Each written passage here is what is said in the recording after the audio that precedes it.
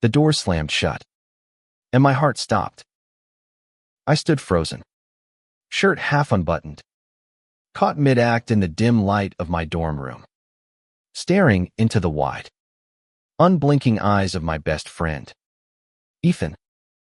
He wasn't supposed to be here, not now. Not when I was unraveling the secret I'd buried for years. It was a crisp autumn evening at Haverford College, Pennsylvania, the kind where the air smelled of wet leaves and promise. Ethan and I had been inseparable since freshman orientation, two misfits who found home in each other's laughter. He was the golden boy-to-sold blonde hair, a grin that could charm a room, and a heart that seemed to carry everyone's burdens but his own. I was the quiet one, Alex, always sketching in the margins of my notebooks, hiding behind sarcasm and a wardrobe of thrift store flannel.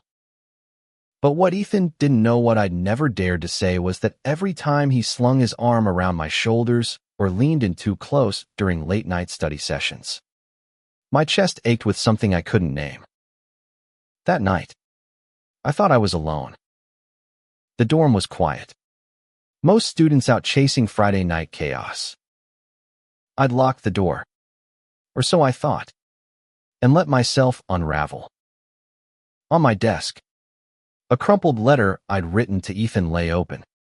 Words I'd never send. I don't know how to tell you I love you. Not like a friend. More. I was rereading it, my hands trembling, when the door creaked. Ethan stood there, his backpack slung over one shoulder, staring at the letter, then at me.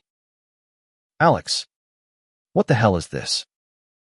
His voice was low, not angry, but sharp enough to cut. I scrambled to cover the letter, my face burning. It's nothing. Just scribbling. He stepped inside, and before I could react, he clicked the lock behind him. The sound echoed like a gavel. Scribbling. You're shaking. Man. Talk to me. I couldn't meet his eyes. My secret was a live wire, sparking between us, and I was terrified it would burn everything down.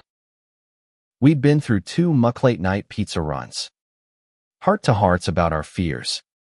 The time he cried in my arms after his dad's diagnosis. Ethan was my safe place, but this truth could ruin it. Ethan, you weren't supposed to see that, I whispered, my voice cracking. Just forget it. Please. He didn't move. Instead, he dropped his backpack and crossed the room in 2 strides, stopping inches from me. Forget it. Alex, you don't write something like that and expect me to just walk away. His eyes searched mine, and for the first time, I saw something new in them, something that wasn't just friendship. I backed up, my hip hitting the desk. You don't get it. This isn't a joke. I've been hiding this for years. And if you laugh or freak out, I'm not laughing, he said, his voice softer now, almost fragile. And I'm not freaking out. But I need you to say it. Out loud. To me. My throat closed up. The room felt too small. The air too thick. I'd spent years building walls around this truth. And now Ethan was asking me to tear them down with him standing right there. I can't, I said, barely audible. You'll hate me. He shook his head, stepping closer. Alex, you're my best friend. I could never hate you. But I need to hear it. Please. The weight of his words pressed against my chest. I wanted to run, to disappear. But his gaze held me there, steady and unyielding. I took a shaky breath, the words clawing their way out. I love you, Ethan. Not like a friend. I'm in love with you. Silence. The kind that swallows you whole. His face didn't change, but his eyes flickered shock. Maybe. Or something deeper. Then, slowly, he reached out, his hand brushing mine. Why didn't you tell me sooner? He whispered. I laughed, bitter and raw. Because I was scared you'd leave. Because you're you. Everyone loves you. You've got girls lining up. And I'm just. Stop. He cut me off, his voice firm. You think I don't see you? All those nights we stayed up talking. All the times you made me laugh when I thought I'd break you think that didn't mean anything. My heart pounded so loud I was sure he could hear it. What are you saying? He hesitated, his hand still on mine, warm and steady. I'm saying, I don't know what I feel. Alex. But it's not nothing. It's never been nothing with you. The world tilted. I wanted to believe him, but fear was a cruel editor, rewriting his words into something I couldn't trust. Before I could respond, a sharp knock on the door shattered the moment. Yo. Alex. You in there? It was Jake, our dorm's resident loudmouth. Party starting. Man. Let's go. Ethan didn't move, his eyes still locked on mine. We're not done talking, he said, his voice low, almost a promise. But the knock came again, louder, and the spell broke. Ethan stepped back, running a hand through his hair. We'll figure this out, he said, more to himself than to me. He grabbed his backpack and opened the door, leaving me standing there, my confession hanging in the air like smoke.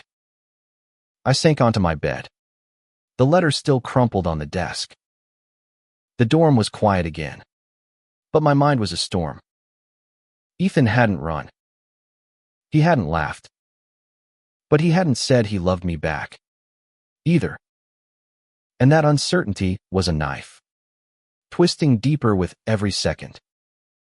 The next morning, I avoided him.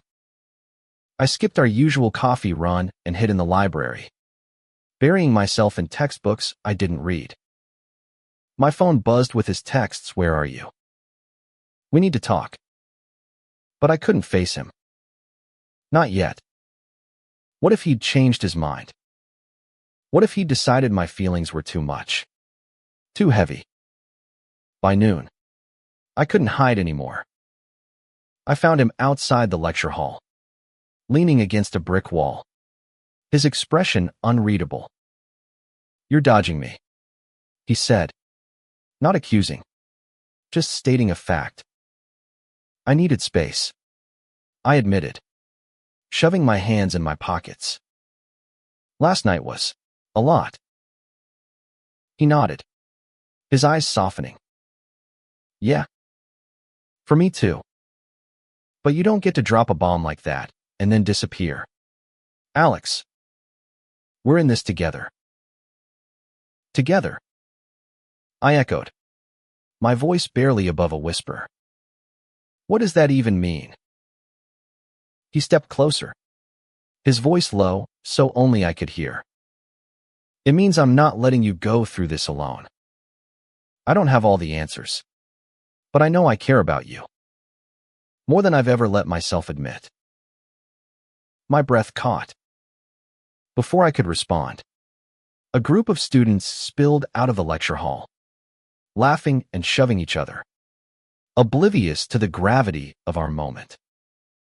Ethan grabbed my wrist, pulling me toward a quieter corner of the quad. Meet me tonight, he said. Your dorm. No interruptions. We'll really talk. I nodded, my heart a tangled mess of hope and fear. As he walked away, I realized something for the first time. I wasn't carrying my secret alone. But what came next could either save us or break us. That night, the dorm felt like a pressure cooker.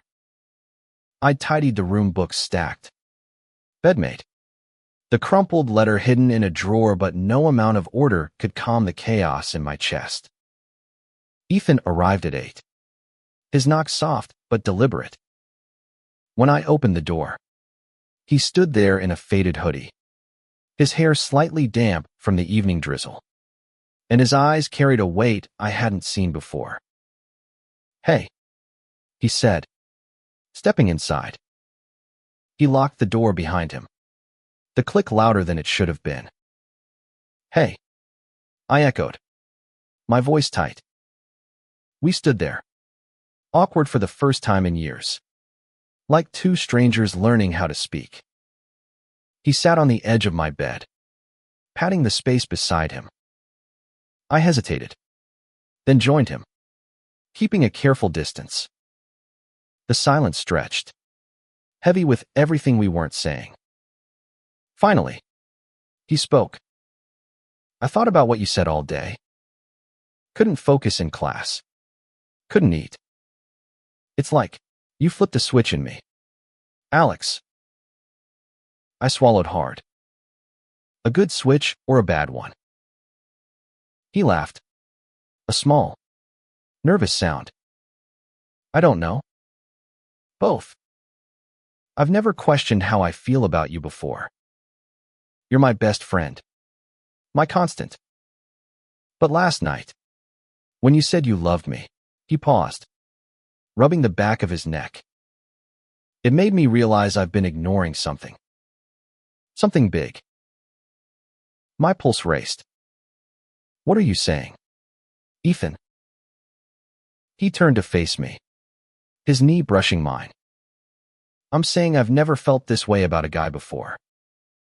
Hell, I've barely let myself feel this way about anyone. But when I read that letter, when I saw you standing there, terrified, I wanted to protect you. And maybe more than that." The air between us crackled. I wanted to reach for him, to close the gap, but fear held me back. "Ethan, you don't have to say this just to make me feel better. If you don't feel the same, I'll survive. I just need you to be honest." "I am being honest," he said, his voice fierce. "I'm scared. Okay. I don't know what this means for me, for us. But I know I can't lose you. And I know when I'm with you, I feel whole." The word hit me like a wave. Whole. I'd spent years feeling fractured, hiding half of myself. But here was Ethan, offering me a piece of something I'd never dared to hope for. Slowly, I reached out, my fingers brushing his. He didn't pull away. Instead, he laced his fingers with mine, his grip firm, like he was anchoring us both. "Alex," he whispered, "can I try something?"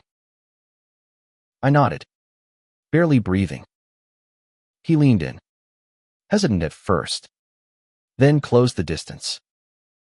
His lips brushed mine, soft and uncertain, but enough to set my heart ablaze. It wasn't a perfect kiss, too quick, too nervous, but it was ours. And it was everything. When he pulled back, his eyes were wide, like he'd surprised himself. "Was that okay?" he asked, his voice barely audible. I laughed. A real laugh. The kind that felt like freedom. "Yeah. More than okay." For a moment, we just sat there, hands still clasped, the world outside forgotten. But reality wasn't far behind.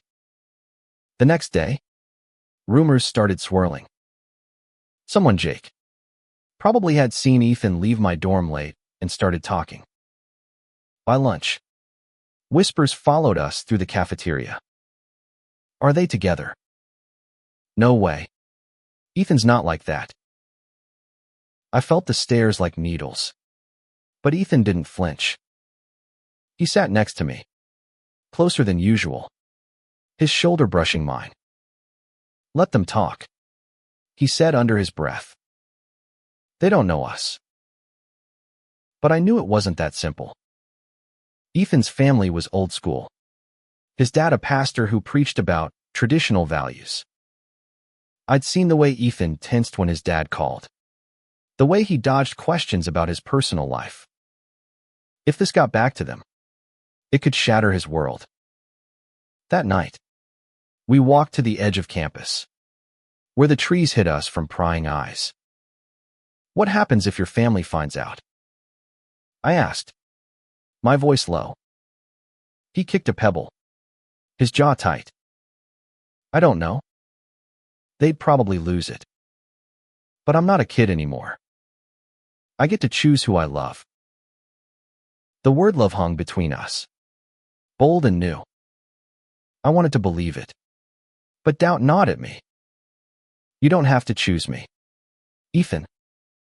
Not if it costs you everything." He stopped walking, turning to face me. "You're not a cost, Alex. You're my home." My chest tightened, and I pulled him into a hug, burying my face in his shoulder. For the first time, I let myself believe this could work.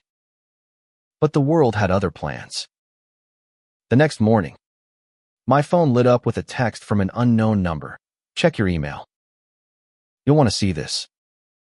Attached was a photo, grainy, taken through a window, but clear enough to show Ethan and me kissing in my dorm. Below it, a message: "This goes public unless you both back off." Panic clawed at me. I showed Ethan, and his face went pale. Who the hell would do this? He growled, his hands shaking. "Jake," I said, my voice flat. "He's been sniffing around, asking questions. He's got a grudge since you turned down his sister." Ethan's eyes darkened. "If he thinks he can scare us, he's wrong." But fear wasn't just about Jake. It was about Ethan's family, my future, the life we both built here. We weren't just fighting gossip, we were fighting a world that wasn't ready for us. The photo was a ticking bomb. Ethan and I sat in my dorm, the door locked, staring at my laptop screen. The email demanded we stop whatever we're doing, or the photo would spread across campus. My hands shook as I closed the laptop, but Ethan's were steady, his jaw set. "We're not backing down," he said, his voice like steel. "This is our life, Alex. No one gets to control it." I wanted to match his courage, but fear was a vice around my chest. "Ethan, if this gets out, your family, I'll deal with them." He cut me off. "But I'm not losing you over some coward's threat." We decided to confront Jake. Ethan tracked him down at a frat party that night, and I followed, my stomach in knots. The house was packed, music pounding, but Jake's smirk stood out like a beacon. Ethan didn't hesitate. He grabbed Jake's arm, pulling him outside. "Did you send it?" Ethan demanded, his voice low but dangerous. Jake laughed, shrugging. "What if I did? You two think you can just do whatever and no one's gonna care. People talk. Ethan." I stepped forward, my voice shaking but clear. "You don't get to decide who we are, Jake. Send that photo, and you're the one who'll look small." His smirk faltered, but he didn't back down. "You'll regret this," he spat, storming off. That night, Ethan stayed in my dorm. We didn't sleep, just lay side by side, talking about everything: our fears, our dreams, the future we wanted but weren't sure we could have. "I want to be brave for you," he whispered, his hand finding mine in the dark. I want us to be real. The next day, the photo leaked. It spread like wildfire group chats, social media, whispers in the halls. By noon, my inbox was flooded with messages. Some supportive, some cruel. Ethan's phone buzzed with a call from his dad. He didn't answer, but his face was a mask of dread. We met in the quad, away from the chaos. I have to go home, he said, his voice hollow. My dad saw it. He's not happy. My heart sank. Do you want me to come with you? He shook his head. This is my fight. But I'll be back. Alex. I promise. He left that afternoon, and the next 2 days were torture. I avoided campus, hiding in my dorm, replaying every moment we'd shared. What if his family turned him against me? What if he couldn't handle the pressure? When he returned, he looked exhausted but resolute. He found me in the library, pulling me into a quiet corner. I told them everything. He said, about you, about us. My dad, he's not there yet. Might never be. But I told him I love you, and I'm not ashamed of it. Tears stung my eyes. You didn't have to do that. Yeah, I did, he said, his voice soft but firm. Because you're worth it. And I'm done hiding. We didn't fix the world that day. The whispers didn't stop, and Jake's smugness lingered. But we had each other, and that was enough. We started small, holding hands in the quad, ignoring the stares. Friends rallied around us, their support a shield against the hate. One night, weeks later, we sat on my dorm bed, the same place where it all began. Ethan traced circles on my palm, his smile soft. You know, he said, when I walked in on you that night, I was scared. Not of you, but of what I felt. I'm not scared anymore. I leaned in, kissing him, slow and sure this time. The world outside could wait. For now, it was just us. Two boys who found love in a locked room, building a future one brave step at a time. The lesson wasn't in the drama or the threats, it was in the courage to be seen. To love fiercely despite the cost. Ethan and I weren't just surviving. We were rewriting what it meant to be us. And that was a victory no one could take away.